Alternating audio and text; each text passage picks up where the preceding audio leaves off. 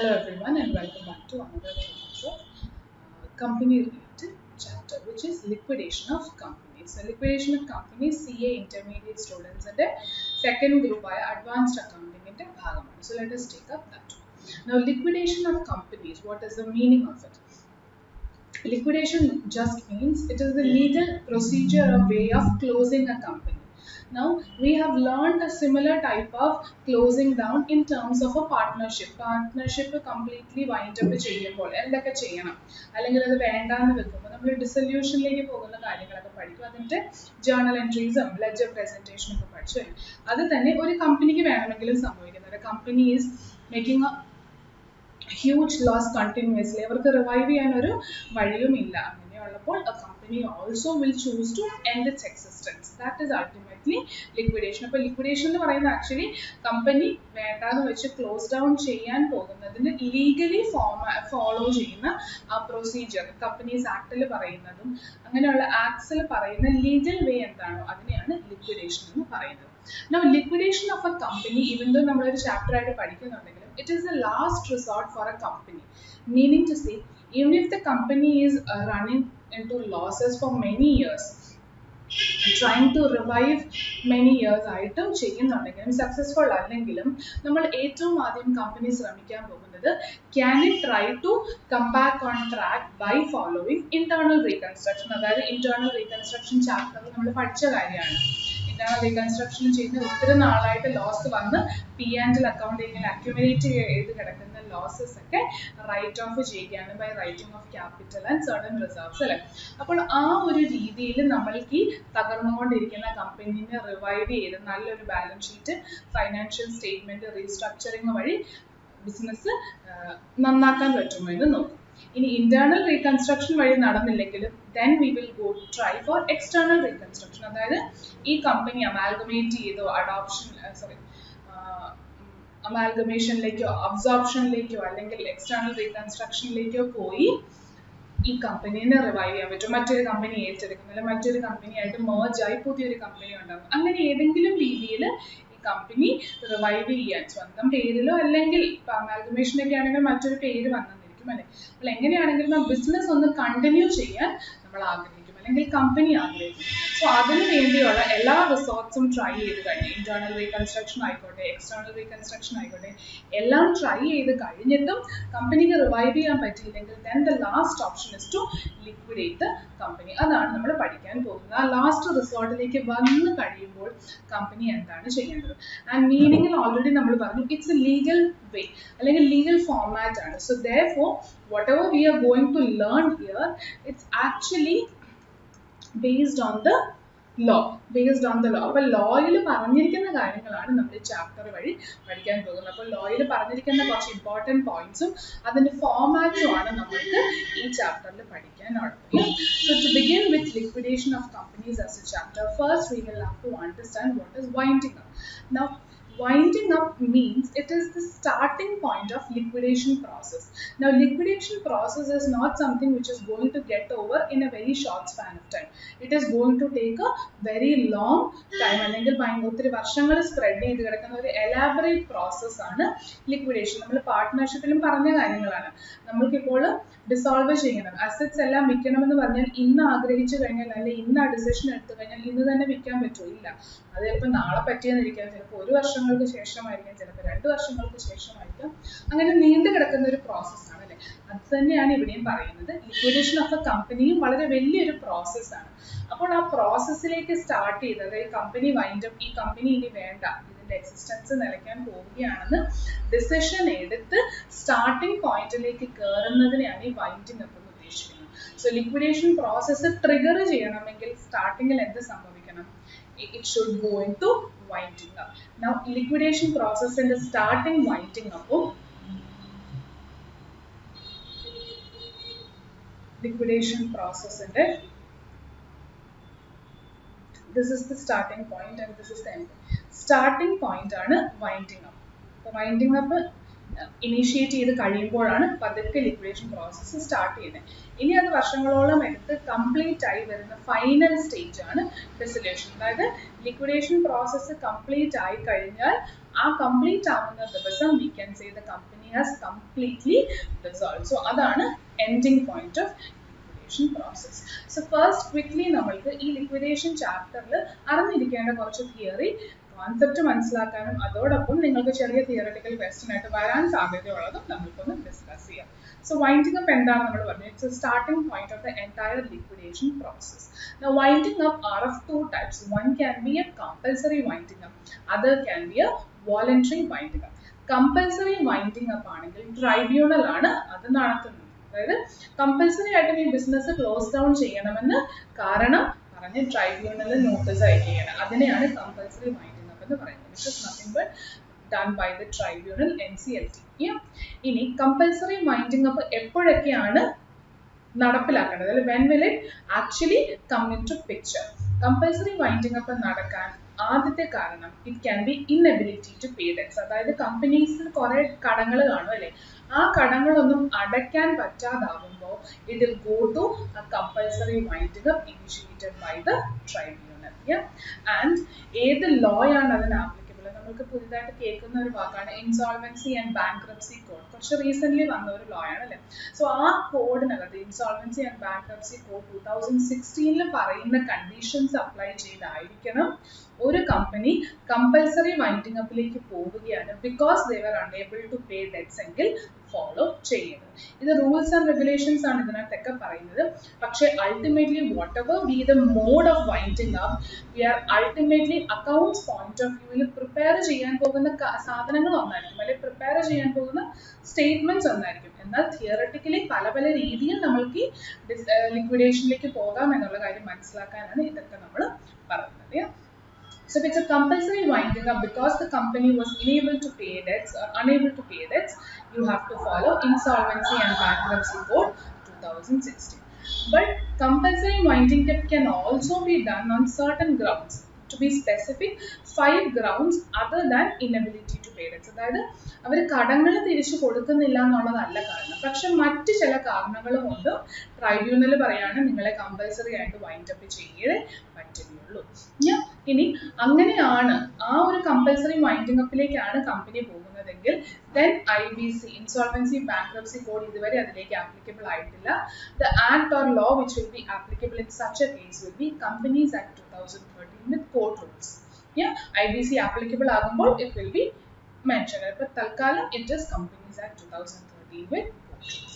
Now what are the grounds under which it can be called up for a compulsory winding up? First reason or first situation is wherein the company itself wants the tribunal to close the business. അതായത് കമ്പനിക്ക് തന്നെ ആഗ്രഹമാണ് അല്ലെങ്കിൽ കമ്പനിക്ക് തന്നെ തോന്നുകയാണ് tribunal വന്ന് ഈ ബിസിനസ് കമ്പൽസറി വൈൻഡിംഗ് അപ്പ് വഴി ക്ലോസ് ഡൗൺ ചെയ്യുക. അത് കമ്പനിയുടെ ആഗ്രഹപ്രകാരം അവരോട് പറഞ്ഞു കഴിഞ്ഞാൽ അവർ വൈൻഡിംഗ് അപ്പിന്റെ പ്രൊസീജിയർ സ്റ്റാർട്ട് ചെയ്യും. അതാണ് ആദ്യത്തെ റീസൺ. രണ്ടാമത്തേത്, കമ്പനി ചെയ്യുന്ന ചില ബിസിനസ്സുകൾ നമ്മളുടെ രാജ്യത്തിനെയോ നമ്മുടെ സ്റ്റേറ്റിനെയോ സ്റ്റേറ്റ് എന്ന് അവിടെ വേർഡ്സിൽ ഉപയോഗിക്കുന്നതിനോ ultimately they are trying to talk about India as a whole country. So നമ്മുടെ രാജ്യത്തിനെ അത് എങ്ങനെയെങ്കിലും ബാധിക്കുന്നുണ്ട്, നെഗറ്റീവായിട്ട് ബാധിക്കുന്നുണ്ടെങ്കിൽ അല്ലെങ്കിൽ അവർ ചെയ്യുന്ന ആക്ടിവിറ്റി കമ്പനി ചെയ്യുന്ന ബിസിനസ്സുകൾ ഇന്ത്യക്കെതിരെയാണെങ്കിൽ that is one reason where NCLT will go for compulsory winding up. The third is if the company is undertaking any fraudulent activities. കള്ളത്തരങ്ങൾ കാണിച്ച് ബിസിനസ് ചെയ്യുകയാണെങ്കിൽ tribunal can issue A notice four compulsory winding up. Fourth is, അത് നമുക്കറിയാവുന്ന ഒരു കാര്യമാണ് അല്ലെങ്കിൽ നമുക്കറിയാവുന്ന കുറച്ച് പോയിന്റ്സ് റിലേറ്റഡ് ആണ്, which is the company has to file with ROC registrar of companies every year financial statements annual accounts ഒക്കെ file ചെയ്യേണ്ടതാണ് അല്ലേ. അങ്ങനെ ഒരു കമ്പനി കണ്ടിന്യൂസ് 5 വർഷമായിട്ടും അതായത് ഫയൽ ചെയ്യുന്നില്ലെങ്കിൽ പ്രിസീഡിങ് 5 ഇയർ, ഇപ്പോൾ ഈ വർഷം നിന്നുകൊണ്ട് നോക്കുമ്പോൾ കഴിഞ്ഞ 5 കൊല്ലം അത് ചെയ്തിട്ടില്ല എന്നുണ്ടെങ്കിൽ that is also one reason for the tribunal to go for compulsory winding up. And finally, fifth point will be wherein the tribunal believes or understood from certain situations happening അല്ലെങ്കിൽ അവരുടെ ചുറ്റും നടക്കുന്ന കാര്യങ്ങൾ കൊണ്ടോ അല്ലെങ്കിൽ മറ്റേതെങ്കിലും ഇൻഫർമേഷൻസ് ഒക്കെ കിട്ടി ട്രൈബ്യൂണലിന് തോന്നുകയാണ് ഈ കമ്പനി അടച്ചു പൂട്ടുന്നതാണ് നല്ലത് എല്ലാവർക്കും എന്നുള്ള ഒരു ഡിസിഷനിലേക്ക് അല്ലെങ്കിൽ തോന്നലിലേക്കോ tribunal എത്തുകയാണെങ്കിൽ that can also be one of the reasons for compulsory winding up under grounds other than inability to pay debts. ഈ ഒരു 5 കേസിലും ഈ കമ്പനിക്ക് കടം കൊടുക്കാൻ പറ്റില്ല എന്നല്ല, കടമെല്ലാം അടച്ചു തീർക്കുന്നുണ്ടായിരിക്കും, പക്ഷെ അതല്ലെങ്കിൽ കൂടി കമ്പൽസറി വൈൻഡിങ് അപ്പിലേക്ക് പോകുന്ന ഈ 5 സാഹചര്യങ്ങളാണ് NCLT ഫോളോ ചെയ്യാൻ പോകുന്നത്. Now voluntary winding up may be when company has അവരിപ്പോൾ തുടങ്ങിയത് 5 കൊല്ലത്തേക്ക് എന്തെങ്കിലും ബിസിനസ് ചെയ്യാനായിരിക്കും, അല്ലെങ്കിൽ അവർ തുടങ്ങിയ എന്തെങ്കിലും പെർട്ടിക്കുലർ പർപ്പസിന് വേണ്ടിയായിരിക്കും. അതെല്ലാം കഴിഞ്ഞു കഴിയുമ്പോൾ, അറ്റൈൻ ചെയ്ത് കഴിയുമ്പോൾ the company will decide, or the people who has formed it will decide why to continue. നമ്മൾ ആഗ്രഹിച്ച സമയമോ അല്ലെങ്കിൽ ആഗ്രഹിച്ച പർപ്പസ് ഒക്കെ നമ്മൾ നേടിക്കഴിഞ്ഞു. So let us go for dissolution. അതിനെയാണ് voluntary winding up എന്ന് പറയുന്നത്. And that also has IBC, Insolvency and Bankruptcy Code 2016 applicable, specifically speaking section 15. അപ്പോൾ ഈ പോയിന്റ്സ് ഒക്കെ നിങ്ങൾക്ക് ആവശ്യമുള്ളത് നിങ്ങൾക്ക് തന്നെ വേർഡ്സിൽ എഴുതാൻ പറ്റുന്ന കാര്യങ്ങൾ മാത്രമേ ഞാൻ ഇവിടെ പറയുന്നുള്ളൂ. ഇതിന്റെ എക്സ്പ്ലനേഷനും ഡീറ്റെയിൽ ഒക്കെയാണ് ടെക്സ്റ്റിൽ തന്നിരിക്കുന്നത്. അപ്പോൾ ഇത്രയും ഒന്ന് മനസ്സിലാക്കി കഴിഞ്ഞാൽ തിയററ്റിക്കലി ഒരു ക്വസ്റ്റ്യൻ വരികയാണെങ്കിൽ നിങ്ങൾക്ക് വർക്ക്ഔട്ട് ചെയ്യാവുന്നതേ ഉള്ളൂ. സോ വൈൻഡിങ് അപ്പ് എന്തൊക്കെയാണെന്നും what are the different vase എന്നും നമുക്ക് മനസ്സിലായി. ഇനി ആരാണ് ഈ വൈൻഡിങ് അപ്പിലേക്ക് ഒരു ഇനീഷ്യേറ്റ് ചെയ്യണം അല്ലെ ആരെങ്കിലും? സോ ആ ഇനീഷ്യേഷൻ നടക്കേണ്ടത്, അല്ലെങ്കിൽ ആരാണ് ഒരു പെറ്റീഷൻ കൊടുക്കേണ്ടത് ട്രൈബ്യൂണലിന് നമുക്ക് ഈ കമ്പനി വൈൻഡ് അപ്പ് ചെയ്യാമെന്നുള്ളത്? അത് 5 ആൾക്കാരാണ്. So here also grounds other than inability to pay ഡെറ്റ്സിലും 5 പോയിന്റ്സ് ആണ്. ആർക്കൊക്കെയാണ് വൈൻഡിങ് അപ്പ് ആവശ്യമാണെന്ന് പറഞ്ഞ് അല്ലെങ്കിൽ വൈൻഡിങ് അപ്പ് നടത്തണം എന്ന് പറഞ്ഞ് ട്രൈബ്യൂണലിന് ഒരു പെറ്റീഷൻ കൊടുക്കാൻ സാധിക്കുന്നത്? അതും 5 ആൾക്കാരാണ്. അതിൽ ഏറ്റവും ആദ്യത്തേത് കമ്പനിക്ക് തന്നെ. Company itself is writing a petition to the tribunal to wind up the business. ഇനി രണ്ടാമത്തെ പോയിന്റ് തൽക്കാലം മാറ്റിവെക്കാം. മൂന്നാമത്തേത് ROC, അതായത് രജിസ്ട്രാർ ഓഫ് കമ്പനീസ്. നമ്മൾ എവിടെയാണോ രജിസ്ട്രേഷൻ എടുത്തിരിക്കുന്നത് ആ ROCക്ക് രജിസ്ട്രാറിന് തോന്നുകയാണ് കമ്പനി മുന്നോട്ട് പോകുന്നത് ശരിയായിട്ടുള്ള രീതിയിലല്ല, ഇന്ത്യക്ക് അഗൻസ്റ്റ് ആണ്, അപ്പൊ അങ്ങനെയാണെങ്കിൽ ROCക്ക് ഒരു പെറ്റീഷൻ ഫയൽ ചെയ്യാം. പിന്നെ സെൻട്രൽ ഗവൺമെന്റിനോ സ്റ്റേറ്റ് ഗവൺമെന്റിനോ ഇതേപോലെ പെറ്റീഷൻ വൈൻഡപ്പിന് വേണ്ടി സബ്മിറ്റ് ചെയ്യാം. അല്ലാന്നുണ്ടെങ്കിൽ സെൻട്രൽ ഗവൺമെന്റ് അപ്പോയിന്റ് ചെയ്ത ആർക്ക് വേണമെങ്കിലും വൈൻഡിങ് അപ്പിന് വേണ്ടി പെറ്റീഷൻ സബ്മിറ്റ് ചെയ്യാം. ഇതാണ് 4 ആൾക്കാർ. ഇനി 5ാമത്തെ ആളെന്ന് പറയുന്നത് കോൺട്രിബ്യൂട്ടറീസ് ആണ്. Contributories merely means those people who are supposed to pay money to the company at the time of winding up. Winding up നടന്നു കഴിഞ്ഞാൽ പൈസ തരേണ്ടത്, കമ്പനിക്ക് പൈസ കൊടുക്കേണ്ടത് ആരൊക്കെയാണോ അവരെയാണ് കോൺട്രിബ്യൂട്ടറീസ് എന്ന് പറയുന്നത്. അതായത് in plain terms it is nothing but shareholders. Imagine 10 രൂപയുടെ ഷെയർസ് ആണ് ഇഷ്യൂ ചെയ്തിരിക്കുന്നത്, അതിൽ 8 രൂപ മാത്രമേ കോൾ അപ്പ് ചെയ്തിട്ടുള്ളൂ. And this company is going for winding up എന്ന് വിചാരിക്കുക, ഏത് ടൈപ്പ് ഓഫ് വൈൻഡിങ് അപ്പ് ആണെങ്കിലും. ബാക്കി 2 രൂപയും കൂടെ ആര് കൊടുക്കണം? അതിന് ഷെയർ ഹോൾഡർ കമ്പനിക്ക് കൊടുക്കണം അല്ലേ? ആ 2 രൂപ കമ്പനി അപ്പോൾ വൈൻഡിങ് അപ്പിന്റെ സമയത്ത് ഈ ഷെയർ ഹോൾഡറിന്റെ കയ്യിൽ നിന്ന് ആഗ്രഹിക്കും. Since the company is no longer going to be existence, ആ ഷെയർ ഹോൾഡേഴ്സിന് നമ്മൾ പൈസ കോൺട്രിബ്യൂട്ട് ചെയ്യാൻ പോകുന്ന ആൾക്കാരെന്നുള്ളൊരു പേര് കൂടെ കൊടുക്കും. അങ്ങനെ ഈ ഷെയർ ഹോൾഡേഴ്സിനെ നമ്മൾ എന്തെന്ന് വിളിക്കുന്നു? കോൺട്രിബ്യൂട്ടറീസ് എന്ന് വിളിക്കുന്നു. So these 5 people can file a petition to tribunal for winding up. Companies, contributories, registrar of companies, persons authorized by central government or state government. ഇനി പെറ്റീഷണർ എന്ത് ചെയ്യും? നമുക്ക് ആ പ്രോസസ്സും കൂടെ ഒന്ന് മനസ്സിലാക്കാം. പ്രോസസ്സ് മനസ്സിലായി കഴിഞ്ഞാൽ then we will straight away move on to the part wherein accounts എങ്ങനെയാണ് പ്രിപ്പയർ ചെയ്യുന്നത്, അക്കൗണ്ട്സ് എങ്ങനെയാണ് ഡീൽ ചെയ്ത് ഈ വൈൻഡിങ് അപ്പിനെ ലിക്വിഡേഷൻ പ്രോസസ്സിനെ എന്നാണ് നമ്മൾ പഠിക്കാൻ പോകുന്നത്. അതാണ് പ്രോബ്ലം ആയിട്ട് ഈ ഒരു ചാപ്റ്ററിൽ നിന്ന് ചോദിച്ചു കഴിഞ്ഞാൽ നമ്മൾ വർക്ക്ഔട്ട് ചെയ്യുന്നത് area. So based on the theory discussion that we had till now, we can say that the first step will be petitioner. ആരാണോ പെറ്റീഷണർ അവർ ട്രൈബ്യൂണലിന് ഒരു ആപ്ലിക്കേഷൻ സബ്മിറ്റ് ചെയ്യാണ് ഇന്ന കമ്പനി വൈൻഡ് അപ്പ് ചെയ്യണം. അത് ട്രൈബ്യൂണലിലേക്ക് എത്തും. ട്രൈബ്യൂണലിലേക്ക് എത്തിക്കഴിയുമ്പോൾ പതുക്കെ വൈൻഡിങ് അപ്പിന്റെ പ്രോസസ്സ് സ്റ്റാർട്ട് ചെയ്യുകയാണ്. Winding അപ്പിന്റെ process start ചെയ്താൽ then the role is on the board of directors to prepare something called statement of affairs. Statement of affairs is nothing but ആ കമ്പനിക്കുള്ള എല്ലാ assets and ലൈബിലിറ്റീസും ആർക്കൊക്കെ പൈസ കൊടുക്കണം, എവിടെ നിന്നൊക്കെ കാശ് കിട്ടണം എന്നുള്ള full detailed presentation board of directors നടത്തുന്ന ഒരു സ്റ്റേറ്റ്മെന്റ് ആണ് സ്റ്റേറ്റ്മെന്റ് ഓഫ് അഫയേഴ്സ് എന്ന് പറയുന്നത്. Now statement of affairs is a problem area from this chapter. So board of directors ഇങ്ങനെ ഒരു statement of affairs affairs prepare ചെയ്യുന്നു. ഇനി ബോർഡ് ഓഫ് ഡയറക്ടേഴ്സ് ഇങ്ങനെ ഒരു സ്റ്റേറ്റ്മെന്റ് പ്രിപ്പയർ ചെയ്താലും ലിക്വിഡേഷൻ എന്ന് പറയുന്ന വലിയൊരു പ്രോസസ്സ് നടത്തിക്കൊണ്ട് പോകുന്നത് എപ്പോഴും ഈ ബോർഡ് ഓഫ് ഡയറക്ടേഴ്സ് തന്നെ ആവണമെന്നില്ല, അവർക്ക് സാധിക്കുകയുമില്ല. കാരണം ലിക്വിഡേഷൻ എന്ന് പറയുന്നത് മിയർലി അക്കൗണ്ട് എൻട്രി അല്ലെങ്കിൽ അക്കൗണ്ട് വഴി ക്ലോസ് ചെയ്യുന്ന മാത്രമല്ല, നമ്മുടെ എല്ലാ അസറ്റ്സും കണ്ടുപിടിച്ച് അത് വിൽക്കണം, വിറ്റ് കാശ് റിയലൈസ് ചെയ്യണം, റിയലൈസ് ചെയ്യുന്ന കാശ് ഓരോരുത്തർക്കും ആപ്റ്റായ സമയത്ത് കൊടുത്തു തീർക്കണം. ഇങ്ങനെ വലിയൊരു പ്രോസസ്സാണ് അല്ലേ. അപ്പോൾ ഇങ്ങനെ വലിയൊരു പ്രോസസ്സ് നടത്തിക്കൊണ്ട് പോകാൻ ജനറലി കമ്പനി ഒരാളെ അപ്പോയിന്റ് ചെയ്യും, അല്ലെങ്കിൽ ട്രൈബ്യൂണൽ ഒരാളെ അപ്പോയിന്റ് ചെയ്യും. അവരുടെ പേരാണ് liquidator. Now this term is already known to you because പാർട്ട്ണർഷിപ്പിലും നമ്മൾ ഇവരെ കുറിച്ച് പറഞ്ഞിട്ടുള്ളത്. The person who carries out this selling of assets and paying of liability. So ഇവിടെയും കമ്പനി വൈൻഡ് അപ്പ് ചെയ്യുന്ന സമയത്തും ലിക്വിഡേറ്റ് ചെയ്യുന്ന സമയത്തും ആരെ അപ്പോയിന്റ് ചെയ്യും? ഒരു ലിക്വിഡേറ്ററിനെ അപ്പോയിന്റ് ചെയ്യും. അപ്പോൾ ലിക്വിഡേറ്റർ ആണ് ശരിക്കും എന്ത് ചെയ്യുന്നത്? എല്ലാ അസറ്റും വിൽക്കുകയും എല്ലാ ലൈബിലിറ്റിയും പേ ഓഫ് ചെയ്യുന്നത്. പക്ഷെ ലിക്വിഡേറ്ററിനും ഈ കമ്പനിയിൽ എത്ര അസറ്റ്സ് ഉണ്ട്, എന്തൊക്കെ ലൈബിലിറ്റീസ് ഉണ്ടെന്ന് വല്ല ധാരണയും ഉണ്ടോ? ഇല്ല. അയാൾക്കപ്പോൾ ആ ഡീറ്റെയിൽഡ് ഇൻഫർമേഷൻ എവിടെ നിന്നാണ് കിട്ടാൻ പോകുന്നത്? Based on the statement of affairs that was prepared by the board of directors.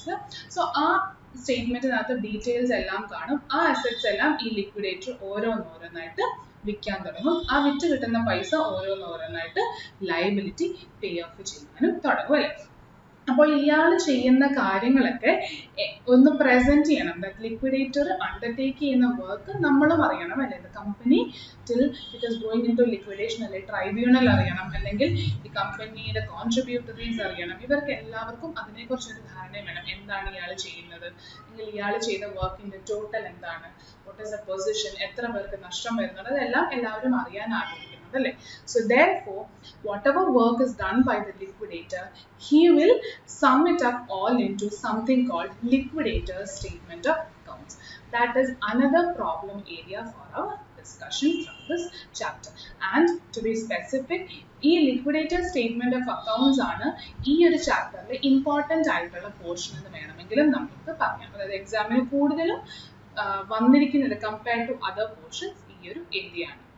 So therefore, liquidator ചെയ്യുന്ന വർക്കിന്റെ എല്ലാം summarized form into monetary terms, he will record it in something called liquidator statement of accounts. Now the same statement has a different name called official liquidator's final accounts. Both are one and the same account. അപ്പോൾ ഇതിന്റെ ഫോർമാറ്റിൽ ഒന്നും ഒരു change ഇല്ല. പിന്നെ എന്ത് മാത്രമേ ഉള്ളൂ, പറയുന്ന പേരിൽ ഒരു വ്യത്യാസമേ ഉള്ളൂ.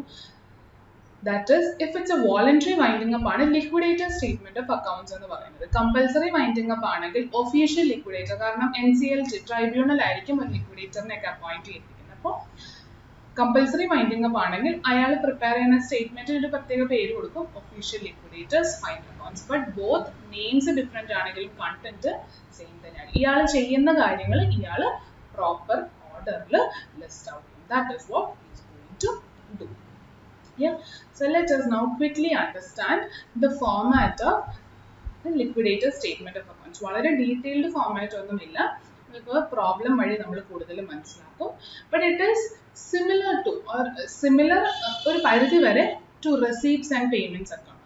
അതായത് receipts and payments account prepare ചെയ്യുന്ന ആ ലോജിക്ക് വെച്ചിട്ട് തന്നെയാണ് ലിക്വിഡേറ്റർ സ്റ്റേറ്റ്മെന്റ് ഓഫ് അക്കൗണ്ട്സും പ്രിപ്പയർ ചെയ്യുന്നത്.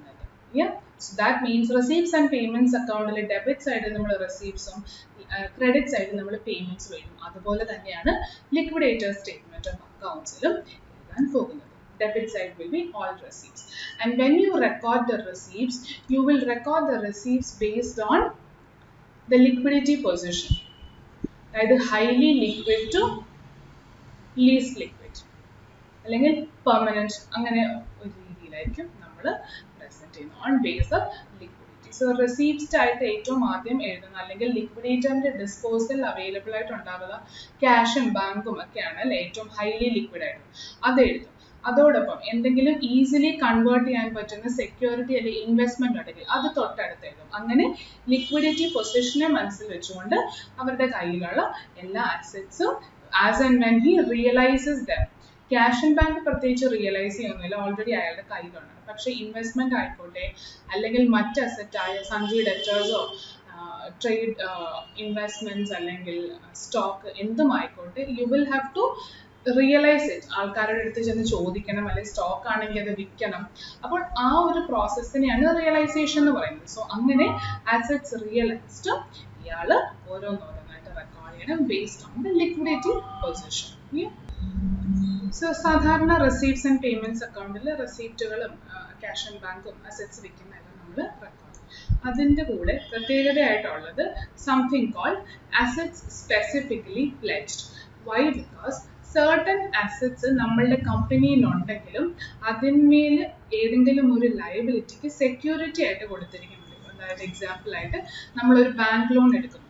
ബാങ്ക് ലോൺ എടുത്തു കഴിഞ്ഞാൽ ചുമ്മാ ഒരു ബാങ്ക് ലോൺ നമ്മൾക്ക് തരില്ല അല്ലേ? അപ്പോൾ എന്തെങ്കിലും ഒരു സെക്യൂരിറ്റി നമ്മൾ ബാങ്ക് ലോണിന് അല്ല ബാങ്കേഴ്സിന് കൊടുക്കണം, അവരുടെ ഒരു റിസ്ക് കുറയ്ക്കാൻ വേണ്ടി. അതായത് നമ്മൾക്ക് എങ്ങാനും പൈസ തിരിച്ചടയ്ക്കാൻ പറ്റിയില്ലെങ്കിലും നമ്മൾ കൊടുത്ത സെക്യൂരിറ്റി വെച്ച് അവരെ പൈസ തിരിച്ചു പിടിക്കാൻ ശ്രമിക്കും അല്ലേ? So same logic. അപ്പോൾ അതിനെയാണ് സെക്യൂർഡ് ആയിട്ടുള്ള ലോൺ എന്ന് പറയുന്നത്. സോ അങ്ങനെ ഏതെങ്കിലും അസറ്റ്സ് ഒരു സെക്യൂർഡ് ലോണിന്റെ ഭാഗമായിട്ടുള്ള സെക്യൂരിറ്റി ആണെങ്കിൽ ആ അസറ്റിനെ നമ്മൾക്ക് വിറ്റാലും can we use it to pay any liability? No. That asset ultimately when it is sold, the amount should be collected to actually settle this liability. കാരണം ഇതിന്മേലാണ് അല്ലെങ്കിൽ ഈ അസറ്റിന്മേലാണ് ഈ ലയബിലിറ്റി സെക്യൂർ ചെയ്ത് വെച്ചിരിക്കുന്നത്. സോ അങ്ങനെയുള്ള അസറ്റ്സിനെ നമ്മൾ സെപ്പറേറ്റ് ആയിട്ടായിരിക്കും കാണിക്കുന്നത്. സോ അതിനെയാണ് അസറ്റ്സ് സ്പെസിഫിക്കലി പ്ലെഡ്ജ്ഡ് എന്ന് പറയുന്നത്. സോ ആ ഹെഡിങ്ങിൽ നമ്മൾ കാണിക്കാൻ പോകുന്നത് ഇന്നർ കോളത്തിലായിരിക്കും അസറ്റ്സ് റിയലൈസ്ഡ് ചെയ്തത്. അതായത് നമ്മൾ സെക്യൂരിറ്റി ആയിട്ട് കൊടുത്തിരിക്കുന്ന asset, imagine that's my building. ആ ബിൽഡിങ്ങിന്റെ പ്രോപ്പർട്ടി ഡോക്യുമെന്റ്സ് ആയിരിക്കും കൊടുത്തിരിക്കുന്നത്. അപ്പോൾ ആ ബിൽഡിംഗ് വിറ്റ് കിട്ടുന്ന പൈസ നമ്മൾ അസറ്റ് റിയലൈസ്ഡ് എന്ന് പറഞ്ഞ് കാണിക്കും. And you will reduce the amount of the loan on which this asset was given as a security. Imagine that was a housing, that was a loan. Bank loan എന്തെങ്കിലും ഒരു working capital ലോണോ എന്തെങ്കിലും ഒരു loan എടുത്ത്, അപ്പോൾ ആ loan ഇവിടെ എഴുതി നമ്മൾ എത്രയാണോ ലോൺ എമൗണ്ട് അത് കുറച്ചിട്ട് അതിന്റെ സർപ്ലസ് മാത്രമായിരിക്കും ഔട്ടർ കോളത്തിൽ ബാക്കിയുള്ള അസറ്റ്സ് റിയലൈസ് ചെയ്തതിന്റെ കൂട്ടത്തിൽ കാണിക്കാൻ പോകുന്നത്. എക്സാമ്പിൾ ആയിട്ട് പറയുകയാണ്, imagine the building was sold for 10 lakh rupees. Yeah, and the amount on which I had taken the loan I had taken on which this asset was given as a security, adinte payment 6 lakh ആയിരുന്നു പറഞ്ഞു. അപ്പോൾ അതിന്റെ അർത്ഥം 10 ലക്ഷം കിട്ടിയതിൽ 6 ലക്ഷം ഈ ലയബിലിറ്റിക്ക് വേണ്ടി ഞാൻ കൊടുക്കണം. അത് കഴിഞ്ഞിട്ടുള്ള ബാക്കി 4 ലക്ഷം മാത്രമാണ് വേറെ എന്തോ പേർപ്പസിന് വേണ്ടിയും എനിക്ക് യൂസ് ചെയ്യാൻ എന്ന് പറഞ്ഞ് എനിക്ക് മാറ്റി വെക്കാൻ പറ്റുള്ളൂ.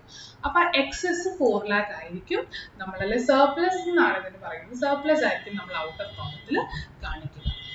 ഇനി അൺഫോർച്ചുനേറ്റ്ലി അനദർ എക്സാമ്പിൾ ആയിട്ട് എടുക്കാം. 10 ലക്ഷമാണ് നമ്മൾക്ക് അസറ്റ് വിറ്റ് കിട്ടിയത്.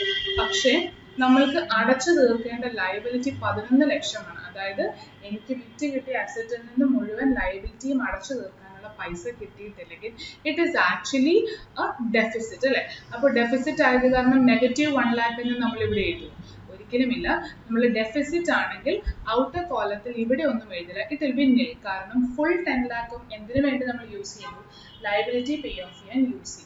അത് കഴിഞ്ഞിട്ടും ഇനിയും 1 ലക്ഷം ഡെഫിസിറ്റ് ആയിട്ടുള്ള ആ ബാലൻസ് നമ്മൾ ഇവിടെ കാണിക്കാതെ അത് പേയ്മെന്റുകളുടെ സൈഡിൽ എല്ലാ ലയബിലിറ്റീസും കാണിക്കുന്ന കൂട്ടത്തിൽ അൺസെക്യൂർഡ് ലയബിലിറ്റി അല്ലെങ്കിൽ അൺസെക്യൂർഡ് ക്രെഡിറ്റേഴ്സിന്റെ ലിസ്റ്റിൽ നമ്മൾ കൊണ്ടുപോയി ഇതിനെ റെക്കോർഡ് ചെയ്യും. അത് എന്താണെന്നുള്ളത് നമുക്ക് പേയ്മെന്റ് സൈഡ് പറയുമ്പോൾ relate ചെയ്ത് പറഞ്ഞു.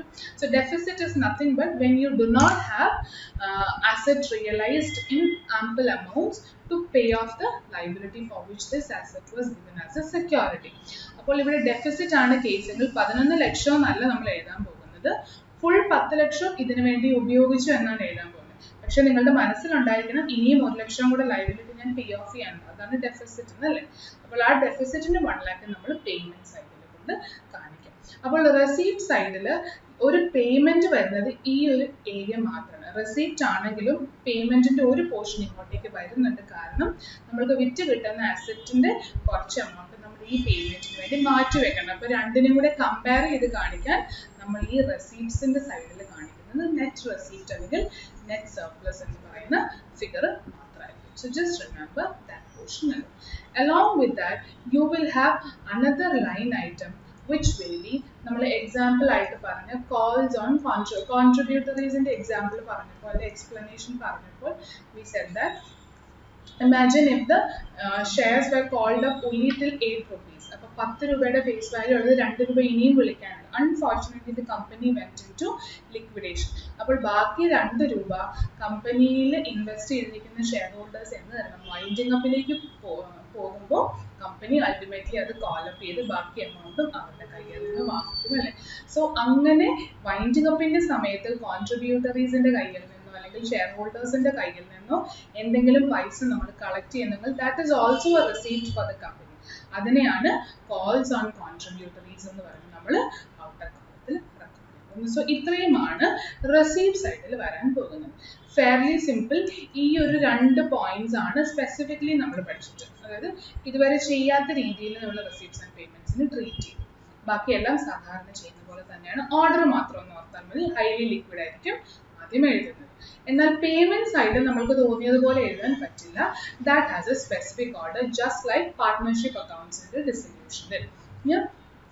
ഇനി പാർട്ട്ണർഷിപ്പ് അക്കൗണ്ട്സ് ഡിസൊല്യൂഷൻ നിങ്ങൾക്ക് എല്ലാം ഓർമ്മയുണ്ടെങ്കിൽ വി നോ ദാറ്റ് ഫസ്റ്റ് എപ്പോഴും പേ ചെയ്യേണ്ടത് എന്തായിരുന്നു?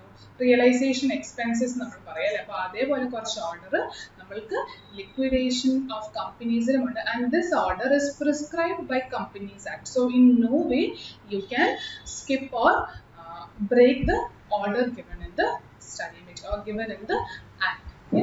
So our order ഈ payment side വളരെ ഇമ്പോർട്ടൻ്റ് ആണ്. അപ്പോൾ ശ്രദ്ധിച്ച് തന്നെ മനസ്സിലാക്കുക. ഏറ്റവും ആദ്യം പോവേണ്ട 3 ഐറ്റംസ് എന്ന് പറയുന്നത് order of payment of liabilities. First and foremost being the legal charges. അതായത് ലിക്വിഡേഷനിലേക്ക് നമ്മൾ പോകുമ്പോൾ ചിലപ്പോൾ ROCക്ക് സബ്മിറ്റ് ചെയ്യേണ്ട എന്തെങ്കിലും ഗവൺമെന്റ് ഫീസ് കാണും, ലീഗൽ ചാർജസ്. ആ ലീഗൽ ചാർജസ് ആയിരിക്കണം ഏറ്റവും ആദ്യം pay ചെയ്യേണ്ടത്, legal charges. Then comes liquidators remuneration. അതായത് നമ്മൾ ലിക്വിഡേറ്റർ എന്ന് പറഞ്ഞ ഒരാളെ അപ്പോയിന്റ് ചെയ്തു എന്ന് പറയുന്നുണ്ട് അല്ലേ, for selling of assets and paying off liabilities. അപ്പോൾ അയാൾ ഫ്രീ ആയിട്ട് അത് ചെയ്യുമോ? ഇല്ല. He is not doing a charity. He is not going to do it for free for us. He is doing it for a remuneration. So അങ്ങനെ ഒരു remuneration നമ്മൾക്ക് ലിക്വിഡേറ്ററിന് കൊടുക്കേണ്ടതുണ്ടെങ്കിൽ ആ റെമ്യൂണറേഷൻ ആണ് രണ്ടാമത് കൊടുക്കുന്നത്. And the third one is liquidation expenses. അതായത് ഈ liquidation നടന്നു പോകാൻ കുറച്ച് നമ്മൾക്ക് അല്ലാത്ത ചെലവുകളുണ്ട്. ചിലപ്പോൾ ഏതെങ്കിലും ഒരു പ്രൊഫഷണൽ ആളുടെ ഫീസ് ആയിരിക്കും. ഒരു പ്രൊഫഷണൽ ഒരു CS കാരനെ അപ്രോച്ച് ചെയ്യണം, അയാൾക്കുള്ള ഫീസ്. അങ്ങനെ ലിക്വിഡേഷൻ നടന്നു പോകാൻ എന്തെങ്കിലും ചെലവുകൾ, ഇതിനെയാണ് റിയലൈസേഷൻ എക്സ്പെൻസസ് നമ്മൾ പാർട്ട്ണർഷിപ്പിൽ പറയുന്നത്. സോ ആ സെയിം തിങ് ആണ് ലിക്വിഡേഷൻ എക്സ്പെൻസസ്. സോ ഏറ്റവും ആദ്യം കൊടുത്ത് തീർക്കേണ്ട 3 പേയ്മെന്റ്സ് എന്ന് പറയുന്നത് ഇതാണ്. Same order. Legal charges first, liquidators remuneration second, and liquidation expenses third. Fourth is debenture holders. Fourth is debenture holders. Now debenture holders will debentures നൽകുന്നത്, debenture holders നൽകുന്നത്. Debenture ultimately ആർക്കാണോ ആ പേയ്മെന്റ് നമ്മൾ തിരിച്ചു കൊടുക്കേണ്ടത് അവരുടെ പേരാണ് എഴുതിയിരിക്കുന്നത്. ബിക്കോസ് ഡിബെഞ്ചർ ഹോൾഡേഴ്സിലേക്ക് കൊടുക്കാൻ പോകുന്നത് എപ്പോഴും ഡിബെഞ്ചർ വാല്യൂ മാത്രമാകണമെന്നില്ല, അതിൻ്റെ കൂടെ അക്യുമുലേറ്റ് ചെയ്ത് കിടക്കുന്നതോ അല്ലെങ്കിൽ അല്ലാത്തതുമായ ഇൻട്രസ്റ്റും കാണും അല്ലേ. അപ്പോൾ ഡിബെഞ്ചർ ഹോൾഡേഴ്സ് എന്ന് നമ്മൾ ഉദ്ദേശിക്കുന്നത് debenture value including the interest. And including ഇൻട്രസ്റ്റിന് കമ്പനീസ് ആക്ടിൽ ഒരു specific point പറയുന്നുണ്ട്. That is, if the company that is getting wound up is solvent ആണെങ്കിൽ, സോൾവെന്റ് എന്ന് വെച്ചാൽ അവർക്ക് എല്ലാ കടങ്ങളും അടച്ചു തീർക്കാനുള്ള കപ്പാസിറ്റി ഒക്കെ ഉണ്ട്, അങ്ങനെയാണെങ്കിൽ പാപ്പരായിട്ടില്ല, അങ്ങനെയാണെങ്കിൽ കമ്പനി ഇൻട്രസ്റ്റ് കൊടുക്കേണ്ടത് എന്നാണോ ഇൻട്രസ്റ്റ് പേ ചെയ്യാൻ പോകുന്നത് along with the debenture value, ആ ഫേസ് വാല്യൂവിനോട് ചേർത്ത് എന്നാണോ ഇൻട്രസ്റ്റ് പേ ചെയ്യാൻ പോകുന്നത് അന്ന് വരെയുള്ള ഇൻട്രസ്റ്റ് നമ്മൾ കൊടുക്കണം debenture holders. So imagine winding up process start ചെയ്തത് January 1, 2020 വെക്കാം. പക്ഷേ പേയ്മെന്റ് അസറ്റ്സ് എല്ലാം വിറ്റ് കഴിഞ്ഞിട്ട് പേയ്മെന്റ് കൊടുത്തു തുടങ്ങുന്നത് 31st October 2020 ആണെന്ന് വെക്കുക. അങ്ങനെയാണ് എന്ന് അസ്യൂം ചെയ്യുക. So that what is the point talking about is, if the company is solvent, you compute interest till 31st. Payment നടത്താൻ പോകുന്ന അന്ന് വരെയുള്ള ഇൻട്രസ്റ്റ് കമ്പ്യൂട്ട് ചെയ്തിട്ട് ആ ഇൻട്രസ്റ്റും കൂടെ ചേർത്ത് വേണം ഡിബെഞ്ചർ ഹോൾഡേഴ്സിന് കൊടുക്കാൻ. But unfortunately if your company is insolvent, പാപ്പരായിട്ടുള്ള ഒരു കമ്പനി ആണെങ്കിൽ ഇൻട്രസ്റ്റ് കൊടുക്കേണ്ടത് only up to the date of winding up. അതായത് വൈൻഡിങ് അപ്പിന്റെ ഡിസിഷൻ എടുക്കുന്ന വരെയുള്ള ഇൻട്രസ്റ്റ് കൊടുത്താൽ മതി. അപ്പോൾ അതായത് ഒരു ബാലൻസ് ഷീറ്റ് കാണും, അതിൽ എന്തെങ്കിലും ഔട്ട്സ്റ്റാൻഡിംഗ് ആയിട്ട് അന്നത്തെ ദിവസം ഉണ്ടായിരുന്നെങ്കിൽ അന്ന് വരെ കൊടുക്കാനുള്ള അത് മാത്രം കൊടുത്താൽ മതി. If it's insolvent company. Please remember this point. ഇത് ചോദിക്കാൻ സാധ്യതയുണ്ട്, കാരണം കമ്പനീസ് ആക്ടിന്റെ സ്പെഷ്യൽ പ്രൊവിഷൻ ആയിട്ട് പറയുന്നതാണ് അല്ലേ. അപ്പോൾ അതൊന്ന് സ്പെസിഫിക് ആയിട്ട് ഓർത്ത് ഇരിക്കുക. സോ ദാറ്റ് ഇസ് ഡിബെഞ്ചർ ഹോൾഡേഴ്സിന്റെ പേയ്മെന്റ്. ഇനി അടുത്തതാണ് ദ മോസ്റ്റ് ഇമ്പോർട്ടൻറ്റ്, അതിനും ഒരു സെപ്പറേറ്റ് ഓർഡർ ഉണ്ട്. അപ്പോൾ ഈ ഒരു പോയിന്റും നിങ്ങൾ വളരെ ഇമ്പോർട്ടൻ്റ് ആയിട്ട് ഓർത്തിരിക്കേണ്ട ഒന്നാണ്. Which is nothing but preferential creditors. അതായത് നോർമൽ ക്രെഡിറ്റേഴ്സ് ആണ് നമ്മൾ പറയുന്നത് അല്ലേ. നമ്മുടെ ബുക്സിലും സൺട്രി ക്രെഡിറ്റേഴ്സ് എന്നോ അല്ലെങ്കിൽ ക്രെഡിറ്റേഴ്സ് എന്നൊക്കെ ആയിരിക്കും പേര്. എന്നാലും വൈൻഡിങ് അപ്പിന്റെ സമയത്ത് പേയ്മെന്റ് കൊടുത്തു തുടങ്ങുമ്പോൾ ചില പ്രത്യേക കാറ്റഗറി ഓഫ് ക്രെഡിറ്റേഴ്സിന് നമ്മൾ പ്രിഫറൻസ് കൊടുക്കണമെന്നാണ് പറയുന്നത് വൈൽ മേക്കിംഗ് പേയ്മെന്റ്. എല്ലാവർക്കും പേയ്മെന്റ് കൊടുക്കണം, പക്ഷെ ഇനി പറയാൻ പോകുന്ന ലിസ്റ്റിലുള്ളവർക്ക് പേയ്മെന്റ് കൊടുത്തതിന് ശേഷം ബാക്കി ഉണ്ടെങ്കിലാണ് അടുത്ത സെറ്റിന് കൊടുക്കുന്നത്. So that is preferential creditors. Now preferential creditors പഠിക്കുമ്പോൾ let us talk about something else called overriding preference shares. Yeah, overriding preference payment, not shares, sorry, overriding preference payment. Overriding preference payments, it's actually a combination of two payments. Workmen Compensation Act പ്രകാരം workmen എന്തെങ്കിലും dues ഉണ്ടെങ്കിൽ, workmen എന്ന് ഉദ്ദേശിക്കുന്നത് ഈ hourly റേറ്റിനും ദിവസ കൂലിക്കൊക്കെ work ചെയ്യുന്ന labour, അല്ലെങ്കിൽ factory related ആണ് വർക്ക്മെൻ കോമ്പൻസേഷൻ. അപ്പോൾ അങ്ങനെ ഒരു ഫാക്ടറിയിൽ വർക്ക്മെൻ ഉണ്ടെങ്കിൽ അവർക്ക് എന്തെങ്കിലും ഡ്യൂസ് കൊടുക്കാനുണ്ട് as per workmen compensation act എങ്കിൽ പ്രിഫറൻഷ്യൽ ക്രെഡിറ്റേഴ്സ് ഇമ്പോർട്ടൻ്റ് ആണ്. ആ പ്രിഫറൻഷ്യൽ ക്രെഡിറ്റേഴ്സിന് മേലെയും ഒരു ഓവർ റൈഡിങ് എഫക്റ്റ് ഉള്ള പേയ്മെന്റ്സ് ആണ് ഈ പറയുന്ന രണ്ടെണ്ണം. അതിൽ ആദ്യത്തേതാണ് വർക്ക്മെൻ ഡ്യൂസ് എന്തെങ്കിലും ഉണ്ടെങ്കിൽ. രണ്ടാമത്തേത് debts secured to secured creditors. Yeah, let me just open the study material to secured creditors. അതായത് എന്തെങ്കിലും സെക്യൂർ ആയിട്ട് വെച്ചിരിക്കുന്ന സെക്യൂർഡ് ക്രെഡിറ്റേഴ്സ് എന്തെങ്കിലും ഉണ്ടെങ്കിൽ അവർക്കും over riding preference payment. Security എന്തെങ്കിലും ഉണ്ടായിരുന്നു, സെക്യൂർഡ് ക്രെഡിറ്റേഴ്സ് ഉണ്ടെങ്കിൽ അവർക്കും ഓവർ റൈഡിങ് പ്രിഫറൻസ് പേയ്മെന്റ് ആണ്. ഇനി ഇത് ഫുൾ ഒരു ഫൈനൽ സ്റ്റേറ്റ്മെന്റ് ഓഫ് അക്കൗണ്ട്സിന്റെ ഭാഗമായിട്ട് ചോദിച്ചില്ലെങ്കിലും ഒരു സെപ്പറേറ്റ് പോയിന്റ് ആയിട്ട് തിയററ്റിക്കലിയും ചോദിക്കാം, ഒരു പ്രോബ്ലം ആയിട്ടും ചോദിക്കാം. അപ്പോൾ ആ പ്രോബ്ലം ചെയ്യുമ്പോൾ I will explain about this overriding preference പേയ്മെന്റ്സിന്റെ കമ്പ്യൂട്ടേഷൻ ഫോർ വർക്ക്മെൻ ഡ്യൂസ് കുറച്ച് ഡീറ്റെയിൽ. റൈറ്റ് നൗ ഇത്രയും ഒന്ന് മനസ്സിലാക്കുക. പ്രിഫറൻഷ്യൽ ക്രെഡിറ്റേഴ്സ് ആണ് ക്രെഡിറ്റേഴ്സിന്റെ ലിസ്റ്റിൽ ഏറ്റവും ആദ്യം കൊടുക്കേണ്ടത്. എന്നാൽ ഈ പറയാൻ പോകുന്ന പ്രിഫറൻഷ്യൽ ക്രെഡിറ്റേഴ്സിന് വീണ്ടും ഓവർ റൈഡിങ് എഫക്റ്റ് ഉള്ള രണ്ട് കാര്യങ്ങളാണ് workmen dues as per Workmen Compensation Act and debt secured to secured creditors. Now, overriding preference payments can be asked as an individual theory question along with a small problem. അതൊരു separate question ആയിട്ട് തന്നെ ചോദിക്കാൻ സാധ്യതയുള്ളൊരു ഏരിയയാണ്. അപ്പോൾ അതൊന്ന് നല്ലപോലെ മനസ്സിലാക്കാൻ അതൊരു പ്രോബ്ലം ചെയ്യുമ്പോൾ we will take it up in detail. Now, coming back to preferential creditors, we have 7 items under preferential creditors. The first and foremost being government taxes, അല്ലെങ്കിൽ ഗവൺമെന്റിന് കൊടുക്കേണ്ട എന്തെങ്കിലും സെസ്, സ്റ്റേറ്റ് ഗവൺമെന്റിനായിക്കോട്ടെ അല്ലെങ്കിൽ സെൻട്രൽ ഗവൺമെന്റിനായിക്കോട്ടെ അങ്ങനെ എന്തെങ്കിലും കൊടുക്കാനുള്ള ടാക്സസോ സെസ്സോ ഉണ്ടെങ്കിൽ അതാണ് പ്രിഫറൻഷ്യൽ ക്രെഡിറ്റേഴ്സിൽ വരാൻ പോകുന്ന ഒരു ഐറ്റം. ഇനി എല്ലാ ടാക്സസും സെസ്സും വരുമോ? ഇല്ല, ഗവൺമെന്റിലേക്ക് കൊടുക്കേണ്ടത് അല്ല. നമ്മൾ എന്നാണ് വൈൻഡിങ് അപ്പ് ചെയ്യുന്നത് ആ ദിവസം നോക്കുമ്പോൾ തൊട്ട് പഴയ 12 മാസത്തിനുള്ളിലുള്ള എന്തെങ്കിലും, അതായത് if you are winding up in 1920, 1819, അതായത് 1920 നിന്നുകൊണ്ട് നോക്കുമ്പോൾ അതിന്റെ തൊട്ട് പഴയ 12 മാസത്തിനുള്ളിൽ എന്തെങ്കിലും ഔട്ട്സ്റ്റാൻഡിംഗ് ഉണ്ടെങ്കിൽ അതായിരിക്കണം ആദ്യം പേ ചെയ്യുക. അതായത് ആ പേയ്മെന്റ് ഓഫ് ടാക്സിനാണ് പ്രിഫറൻസ് കിട്ടുന്നത് over other taxes. So what about other taxes? So let us take up an example. Imagine wind up ചെയ്യാൻ പോകുന്ന ആ സമയത്ത് ടോട്ടലി അടയ്ക്കാനുള്ള ടാക്സ് 2 ലക്ഷം ഗവൺമെന്റിന് അടയ്ക്കണമെന്ന് നമ്മൾ കമ്പ്യൂട്ട് ചെയ്തു. അതിൽ 1,50,000 വൈൻഡ് അപ്പ് ചെയ്യുന്നതിന് തൊട്ട് മുൻപത്തെ 12 മാസത്തിനുള്ളിലുള്ള ഒരു ടാക്സ് പേയ്മെന്റ് ആണെന്ന് വെക്കാം. മുഴുവൻ അടയ്ക്കേണ്ടത് 2 ലക്ഷമാണ്. ഇമ്മീഡിയറ്റ്ലി 12 months നോക്കുമ്പോൾ ഔട്ട്സ്റ്റാൻഡിംഗ് 1,50,000 ആണ്. Then how will you treat? ഈ 1,50,000 which is outstanding within the 12 months period from the date of winding up, അതിനാണ് പ്രിഫറൻസ് കിട്ടുന്നത്. So this will get categorized as preferential creditors in the list. ബാക്കി 50,000 that will be taken to unsecured. അതായത് preferential creditors കഴിഞ്ഞാൽ അടുത്ത payment നമ്മൾ unsecured ക്രെഡിറ്റേഴ്സോ unsecured ലയബിലിറ്റിക്കോ ആണ് കൊടുക്കുന്നത്.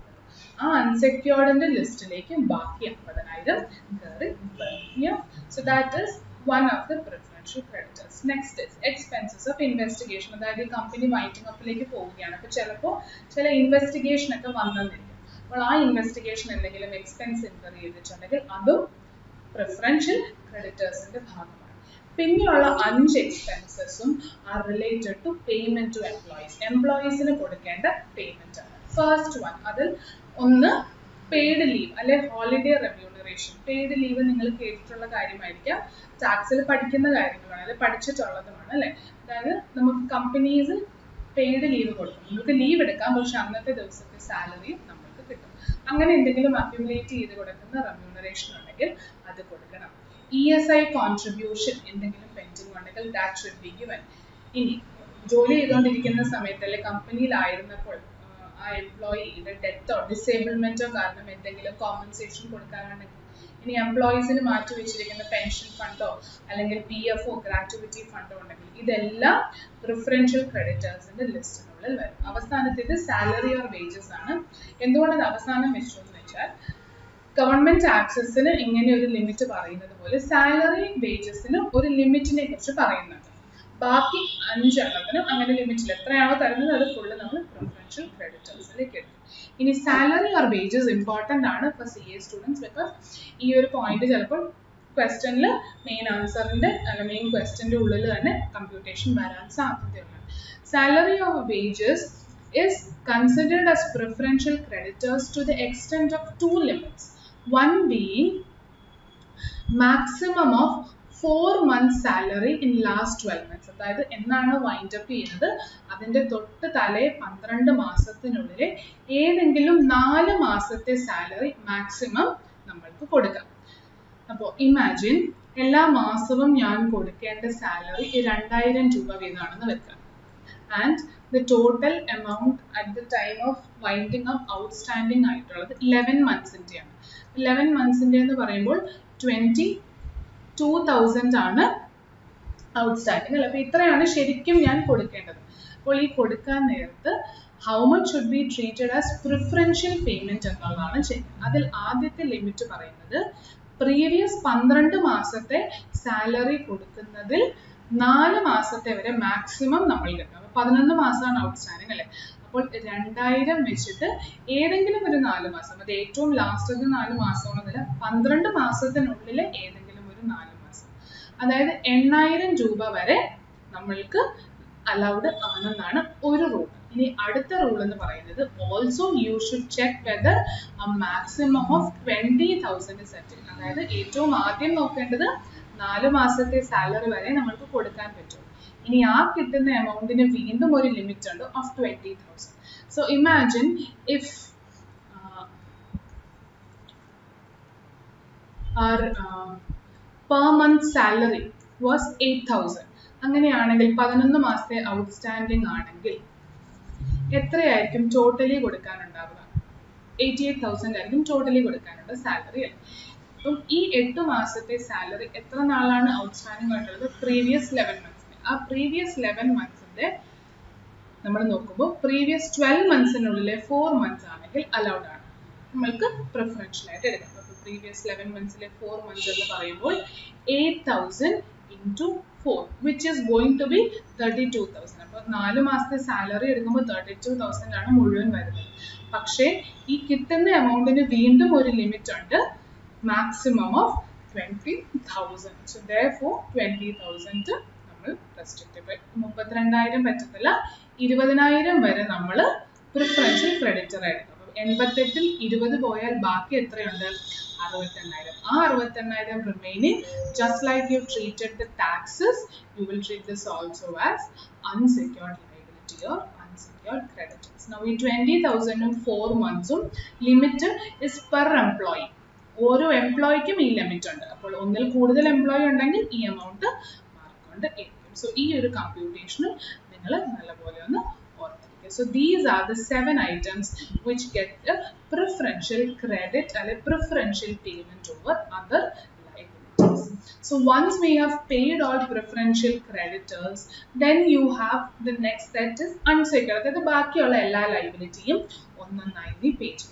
ഇനി ഈ അൺസെക്യൂർഡ് ലിസ്റ്റിനകത്തേക്കാണ് തൊട്ടിപ്പുറത്ത് റെസീപ്റ്റ് സൈഡിൽ എന്തെങ്കിലും ഡെഫിസിറ്റ് ഉണ്ടായിരുന്നെങ്കിൽ ആ ഡെഫിസിറ്റ് 1 lakh എഴുതണമെന്ന് ഞാൻ പറഞ്ഞു. If it's A deficit, surplus ആണെങ്കിൽ ഒന്നും തന്നെ ഇല്ല, അത് ഡെബിറ്റ് സൈഡിലായിരിക്കും വരുന്നത്. So remember about this deficit also.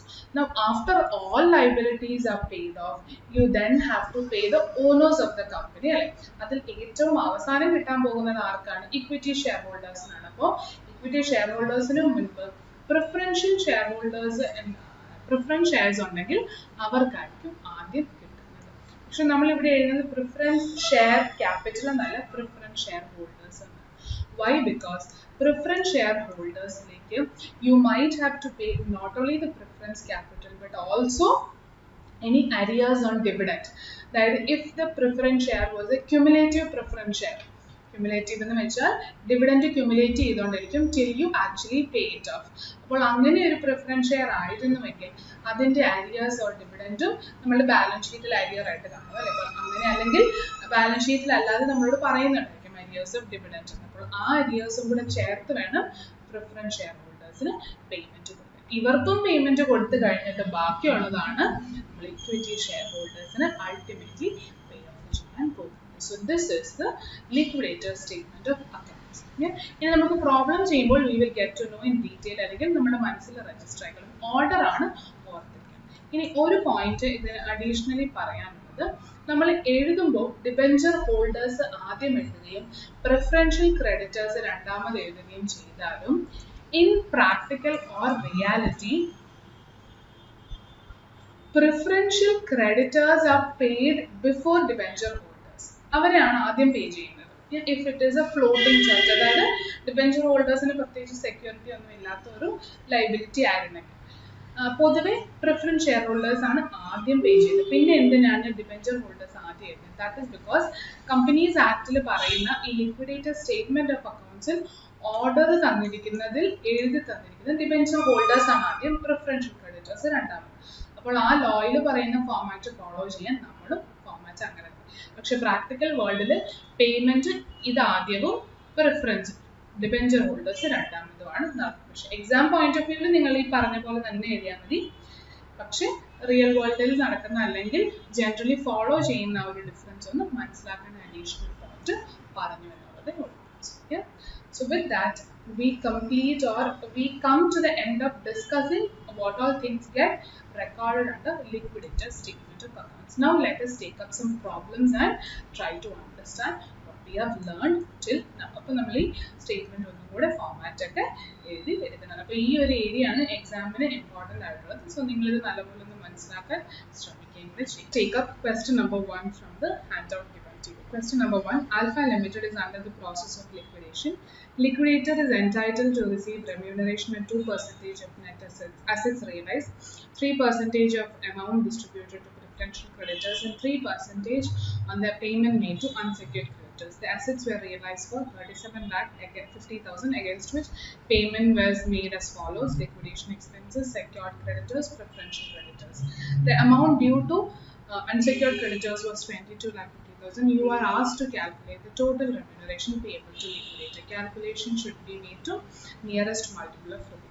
അപ്പോൾ ഇവിടെ ചോദിച്ചിരിക്കുന്നത് നമ്മൾ ലിക്വിഡേറ്റർ സ്റ്റേറ്റ്മെന്റ് ഓഫ് അക്കൗണ്ട്സ് അല്ല, പക്ഷെ അതിലുള്ള ഒരു കോമ്പണന്റ് ആണ് ലിക്വിഡേറ്റേഴ്സ് റെമ്യൂണറേഷൻ. ഇത് ഒരു ചെറിയ സെപ്പറേറ്റ് തിയറി ആണ്, പക്ഷെ അത് നമ്മൾ ഈ പ്രോബ്ലത്തിൽ കൂടെ തന്നെ മനസ്സിലാക്കാൻ ശ്രമിക്കാം.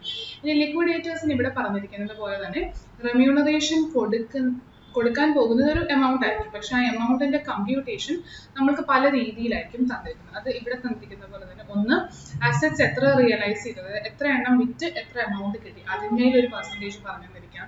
ഇനി എത്രയാണ് ക്രെഡിറ്റേഴ്സിന് കൊടുക്കുന്നത് അതിൻ്റെ ബേസിൽ പറഞ്ഞു തന്നിരിക്കാം. അൺസെക്യൂർഡ് ക്രെഡിറ്റേഴ്സിന്, അങ്ങനെ പല ബേസിസിലായിരിക്കും റെമ്യൂണറേഷൻ തരുന്നത്. എന്നാൽ ഇതിൽ ഓർക്കേണ്ടത്, if liquidators remuneration is given as a percentage of computation on unsecured creditors, unsecured ക്രെഡിറ്റേഴ്സിന്റെ പേയ്മെന്റ് എത്ര കൊടുത്തു അതിന്മേൽ ലിക്വിഡേറ്റേഴ്സ് റെമ്യൂണറേഷൻ കമ്പ്യൂട്ട് ചെയ്യാൻ ചോദിക്കുകയാണെങ്കിൽ you will have to check whether the amount is sufficient enough to make the payment. അതായത് ആവശ്യമായിട്ടുള്ള കാശ് കമ്പനിയുടെ കയ്യിലുണ്ട് ലിക്വിഡേറ്റേഴ്സ് റെമ്യൂണറേഷൻ കൊടുക്കാനും അൺസെക്യൂർഡ് ക്രെഡിറ്റേഴ്സിന് പേയ്മെന്റ് കൊടുക്കാനും എന്നുള്ള കാര്യം ചെക്ക് ചെയ്തിട്ട് വേണം ആ ഒരു പെർസെൻറ്റേജ് കമ്പ്യൂട്ടേഷനിലേക്ക് പോകാൻ. And when you go into the percentage computation it is similar to നമ്മൾ ഡിബെഞ്ചറിന്റെ ഡിപ്പാർട്ട്മെന്റിന്റെ ചാപ്റ്ററിലാണെങ്കിലും അല്ലെങ്കിൽ മറ്റ് ചാപ്റ്റേഴ്സിലൊക്കെ ആണെങ്കിലും ഡിസ്കൗണ്ടിനെ കുറിച്ചും അല്ലെങ്കിൽ മാനേജീരിയൽ റെമ്യൂണറേഷൻ ടു ഡിപ്പാർട്ട്മെന്റൽ മാനേജേഴ്സിന്റെ ആ ഒരു ഏരിയയിൽ പഠിച്ചതുപോലെയും ഒക്കെ തന്നെ നമ്മൾ ട്രീറ്റ് ചെയ്യുന്നുണ്ട്. അതായത് ടോട്ടലി എക്സ് എന്ന് പറയുന്ന ഫിഗറേ ഉള്ളൂ, അൺസെക്യൂർഡ് ക്രെഡിറ്റേഴ്സ് പേയ്മെന്റ് നടത്താനും പ്ലസ് അതിന്മേലുള്ള റെമ്യൂണറേഷൻ കൊടുക്കാനും. സോ തന്നിരിക്കുന്ന പെർസെൻറ്റേജോ it will be on unsecured ക്രെഡിറ്റേഴ്സിന് എത്ര പേയ്മെന്റ് കൊടുക്കുന്നു അതിന്മേൽ മാത്രമാണ് തന്നിരിക്കുന്നത്. So when you compute in such a case if amount is sufficient you can directly അതായത് amount റെമ്യൂണറേഷൻ കൊടുക്കാനുമുണ്ട് അൺസെക്യൂർഡ് ക്രെഡിറ്റേഴ്സിന് പേയ്മെന്റ് കൊടുക്കാൻ ആവശ്യത്തിനുണ്ടെങ്കിൽ ദെൻ പ്രത്യേകിച്ച് ടെൻഷൻ അടിക്കാനൊന്നുമില്ല. ബാക്കിയുള്ള എമൗണ്ട് എത്രയാണ് ഇവർക്ക് കൊടുക്കാൻ പോകുന്നത് അതിന്റെ 3% ഡയറക്ട്ലി മൾട്ടിപ്ലൈ ചെയ്താൽ മതി. But if amount is insufficient that means imagine you have to pay unsecured creditors 10,000 and remuneration ആയിട്ട് ലിക്വിഡേറ്റേഴ്സിന് കൊടുക്കാൻ 2,000 കൂടെ കൊടുക്കണം. അപ്പോൾ ടോട്ടലി നമുക്ക് എത്രയുണ്ട് 12 കൊടുക്കാൻ വേണം. പക്ഷെ നമ്മളുടെ കയ്യിൽ ആ പാട് 11 അല്ല 9,000 ഉള്ളൂ.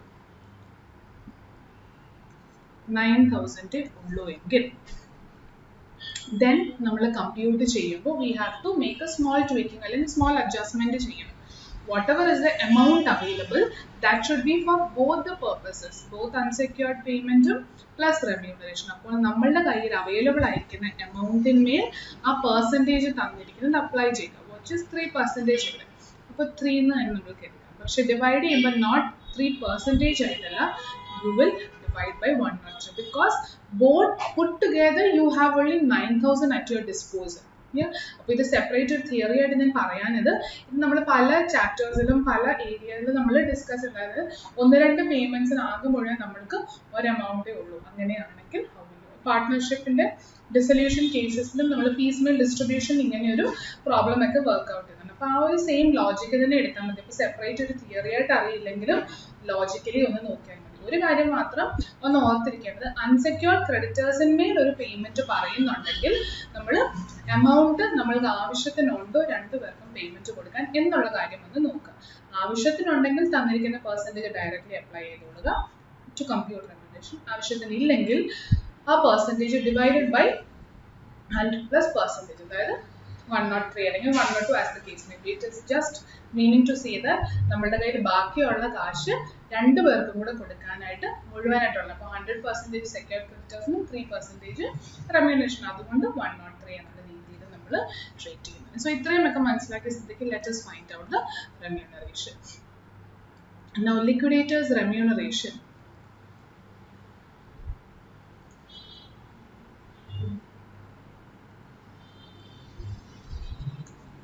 First is on assets realized. Assets realized 2% എന്നാണ് പറഞ്ഞത്.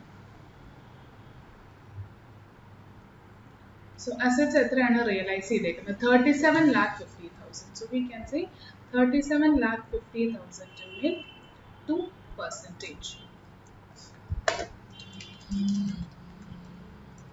75,000 rupees. അതിന്റെ കൂടെ on payment to preferential creditors 3% of the amount distributed to preferential creditors. On distribution to preferential creditors.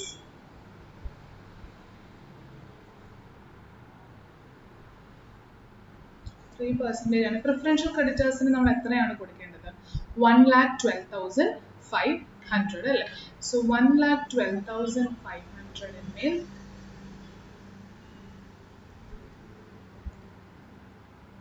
3%.